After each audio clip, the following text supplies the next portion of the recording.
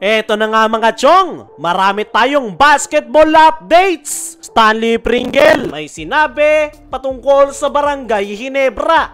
Justin Brownlee may pinatunayan sa mga haters. Sa nakalipas nga na laro ng Barangay Ginebra kagabi kontra Terra Firma Jeep ay nagawa ngang makabounce back ng Barangay Ginebra. At eto ngang si Justin Brownlee ang pinakabumuhat sa kanyang kupunan, kung saan nakapagtala nga ito ng monster performance na 49 big points, 12 rebounds at 6 assists. Napakaganda nga ng ipinakita nitong si JB at isang malaking statement at sampal yan sa mga haters na nagsasabing matanda na at dapat na siyang palitan. Panigurado, marami ang magsasabi na Terra Firma lang naman yung katapat ng Ginebra kaya nakapuntos ng ganon si JB.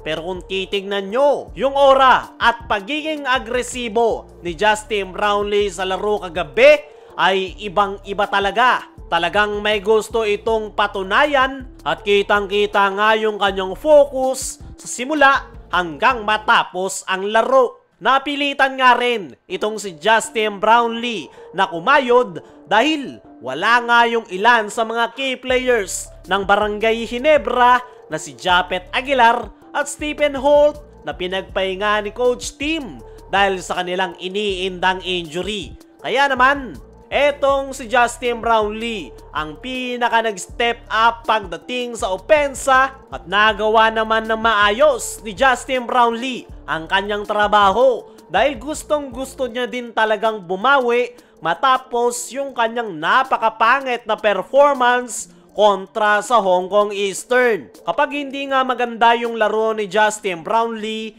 ay palagi itong bumabawi sa kanilang sunod na laro. At yan nga yung kanyang naipakita kontra Terra Firma Jeep. Ayon niya sa kanyang naging latest interview patungkol sa kanyang naging performance kontra Hong Kong Eastern at Terra Firma Jeep, ay ang sagot nga nitong si Justin Brownlee ay magaganda naman daw yung kanyang mga outside shots last game. Kaya masasabi niya nga na malas nga raw siya ng araw na yon. Pero hindi niya nga daw yan ginagawang excuse dahil binibigyang credits nga nito yung Hong Kong Eastern dahil sa depensang ibinigay sa kanya.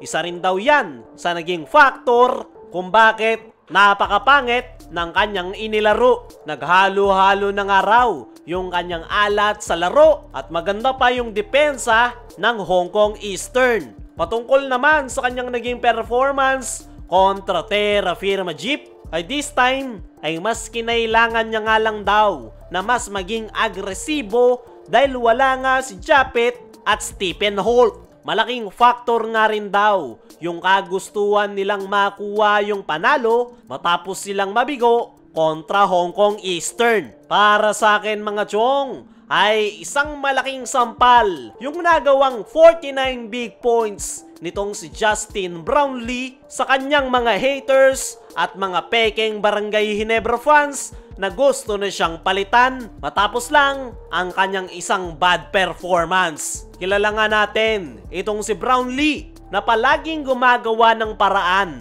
para makabawi matapos ang kanyang masamang laro. Kaya naman, hindi nga ako nagulat sa ipinakitang monster performance nitong si JB kontra Terra Firma Jeep. At paniguradong magtutuloy-tuloy na yung kanyang magandang performance dahil nakuha na nga niya yung kanyang game redeem. Isa nga consistent player si JB dahil once na magsimulang gumanda yung kanyang performance ay tuloy-tuloy na hanggang dulo. Dumako naman tayo dito sa kabilang balita. Stanley Pringle may sinabi patungkol sa Barangay Ginebra. Sa nakalipas nga na bakbakan ng Terra Firma Jeep at Barangay Ginebra kagabi ay ang kauna-unahang pagkakataon na makalaban ni Stanley Pringle ang kanyang dating kupunan na Barangay Ginebra simula nang matrade ito papunta ng Terra Firma Jeep. Bakas nga sa mukha ni Stanley Pringle yung lungkot na makalaban ang kanyang dating kupunan. Ayon nga sa kanyang naging latest interview ay bago nga raw ang laro ay lumapit nga raw siya sa kanyang mga dating teammates at open naman daw siyang tinanggap. Wala naman daw pinagbago. Pamilya pa nga rin daw yung turingan nila sa isa't isa kahit pa nasa Terra Firma Jeep na siya naglalaro. Namiss nga lang daw nitong si Stanley Pringle yung kanyang mga dating teammates at halos lahat nga ng player ng Ginebra ay close ni Pringle. Kaya naman, masayang-masaya nga ito na muli niyang nakita ang kanyang former teammates. Inamin pa nga nitong si Stanley Pringle na kakaiba raw yung kanyang pakiramdam na nakalaban ang Barangay Ginebra. Pero kinailangan niya nga raw mag-focus para tulungan ang kanyang koponan. Ay naman mismo kay Coach Tim sa press con interview ay masaya nga raw ito na nakikitang healthy at nakakapagpakita ng magandang performance si Pringle sa Terra Firma Jeep. Naniniwala nga ito na kayang iangat ni Pringle ang Terra Firma